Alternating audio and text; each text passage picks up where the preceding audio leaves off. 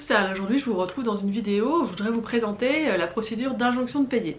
Alors cette vidéo elle est en complément d'une autre vidéo que j'avais faite et d'un autre article que j'avais rédigé qui était consacré à se faire payer par ses clients. Là je voudrais vous présenter cette procédure pour les hypothèses où malgré ce que vous avez fait, c'est-à-dire l'envoi de vos factures et malgré le fait que vous avez envoyé plusieurs relances, vous n'êtes toujours pas payé par votre client. Alors on a toujours des scrupules à lancer ce genre de procédure parce que les clients veulent les garder et que évidemment si on rentre dans une procédure avec eux, c'est pas forcément le meilleur moyen pour garder son client. Malgré ça, moi je pense qu'arrivé à un certain stade, il faut réclamer son argent, y compris en passant par des procédures, parce que vous travaillez pas gratuitement. Donc c'est pour ça que je voudrais vous présenter cette procédure d'injonction de payer parce qu'elle est très simple, vous n'avez pas besoin d'un avocat et elle est peu coûteuse.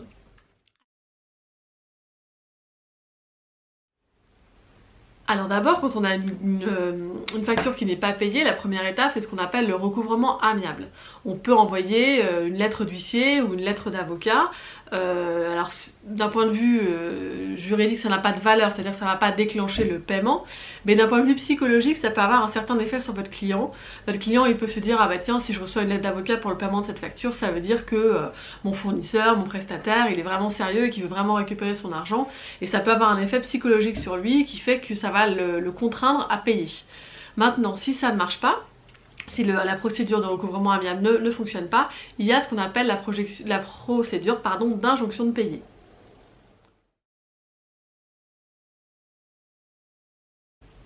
Alors cette procédure elle est intéressante, la procédure d'injonction de payer, parce que c'est une procédure qui est rapide et peu coûteuse. En fait cette procédure elle va vous permettre d'aller seul, de vous adresser seul, sans avocat, au tribunal et de faire une demande au juge afin qu'il rende une ordonnance qui va vous permettre d'être payé, c'est-à-dire de saisir les comptes de votre débiteur. Maintenant la condition pour que cette procédure fonctionne, c'est qu'il faut que ce soit une créance certaine. C'est-à-dire que vous ayez des preuves pour attester du fait que le débiteur vous doit de l'argent.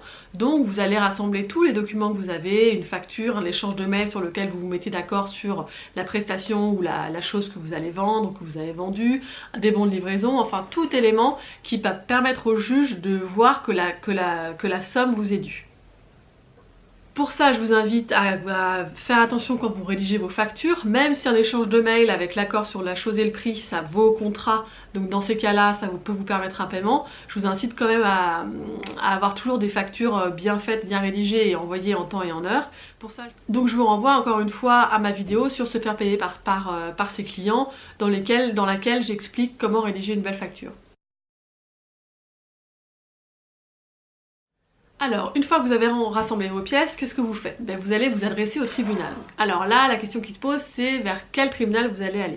Alors là, deux options se présentent. Soit vous allez devant le tribunal de grande instance, soit vous allez devant le tribunal de commerce. Alors, si vous êtes commerçant et que votre débiteur est commerçant, dans ces cas-là, vous allez saisir le tribunal de commerce. Si vous êtes commerçant mais que votre débiteur n'est pas commerçant, il n'a pas une société commerciale, il est profession libérale, il est particulier, dans ces cas-là, vous allez saisir le tribunal de grande instance. Vous saisissez aussi le tribunal de grande instance si votre client est artisan ou agriculteur. Le seul cas où vous saisissez le tribunal de commerce directement, c'est quand votre client est commerçant. Donc commerçant, ça veut dire quoi? C'est soit qu'il est commerçant à titre individuel, soit il est à la tête d'une société commerciale, par exemple une SAS ou une SARL. Si vous allez devant le tribunal de commerce, quel que soit le montant, le tribunal ne change pas. Par contre, si vous allez devant le tribunal de grande instance, si votre débiteur n'est pas un commerçant, dans ces cas-là, si votre facture est inférieure à 10 000 €, vous allez devant le tribunal d'instance. Et si votre facture est supérieure à 10 000 €, vous allez devant le tribunal de grande instance. Le tribunal il va dépendre en fonction d'une part de la qualité des parties, mais aussi en fonction du montant. Ensuite, si vous n'êtes pas commerçant, si vous êtes profession libérale, artisan ou agriculteur, dans ces cas-là, vous allez devant le tribunal d'instance pour les factures dues inférieures à 10 000 € ou devant le tribunal de grande instance pour les factures dues supérieures à 10 000 €. Ensuite, donc une fois que vous avez déterminé quel tribunal est compétent, vous allez aller au tribunal. Alors je précise que d'un point de vue territorial, le tribunal devant lequel vous allez aller, c'est celui du domicile ou du siège social de votre débiteur. Donc si votre débiteur habite à Reims par exemple, c'est le tribunal de grande instance ou le tribunal de commerce de Reims qu'il faut saisir. Alors en général maintenant, il y a beaucoup de tribunaux qui permettent de faire des saisies, des requêtes de manière dématérialisée par mail, donc ça c'est extrêmement pratique parce que ça va très vite. Mais vous pouvez aussi vous rendre de manière physique au greffe du tribunal pour présenter vos pièces. Ça peut être aussi l'occasion d'échanger avec la greffière et de voir si vous, pas si vous manque des pièces, mais si vous êtes adressé au bon tribunal, enfin de voir un petit peu la procédure avec elle, parce qu'en général les greffiers ils connaissent très bien ce type de procédure. Vous allez donc déposer votre requête avec vos pièces. Donc dans la requête, il y a un certain nombre d'informations assez classiques sur vos coordonnées, les coordonnées de votre débiteur, l'objet de votre demande. Et donc vous allez déposer tout ça. Ensuite, le juge va examiner votre dossier et il va rendre ce qu'on appelle une ordonnance. Alors, soit il rejette votre demande et dans ces cas-là, vous n'avez malheureusement pas de voie de recours. Vous pouvez évidemment saisir le tribunal si vous estimez que votre demande est fondée, mais vous ne pourrez pas faire appel de l'ordonnance du juge quand il a pris une décision sur l'injonction de payer. Soit, bonne nouvelle, le juge a décidé de rendre une ordonnance en votre faveur, et dans ces cas-là, il va vous remettre une ordonnance, et il faudra que vous obteniez une copie exécutoire de l'ordonnance pour la remettre à un huissier, et une fois que l'huissier a une ordonnance, la copie de l'ordonnance, il va pouvoir saisir les comptes ou saisir les biens de votre débiteur à hauteur de ce qu'il vous doit.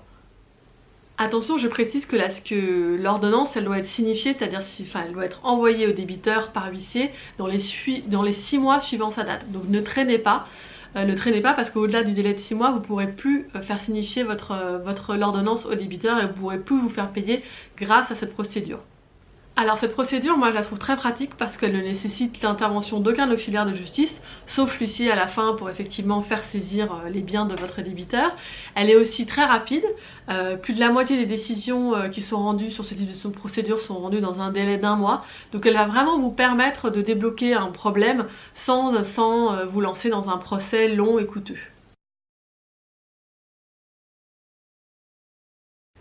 Maintenant, il y a la possibilité que le débiteur fasse opposition à l'ordonnance. Dans ces cas-là, le juge va vous convoquer tous les deux avec le débiteur pour faire un petit état de la situation et voir exactement qui doit combien à qui.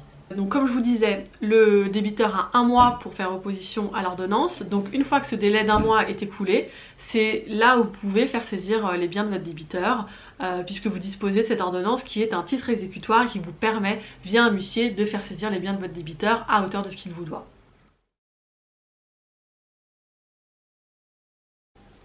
Alors le dernier point sur lequel j'attire votre attention, c'est les délais de paiement de factures, c'est-à-dire dans quel délai vous avez pour réclamer le paiement de vos factures.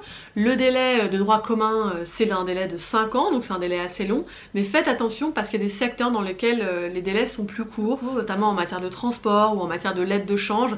Donc j'ai indiqué les délais dans l'article qui est joint à cette vidéo, donc je vous invite à lire l'article et puis à vous renseigner sur votre secteur, et comme ça vous saurez exactement quel délai vous avez pour réclamer des factures, parce que passé ce délai, vous ne pourrez plus réclamer ces factures.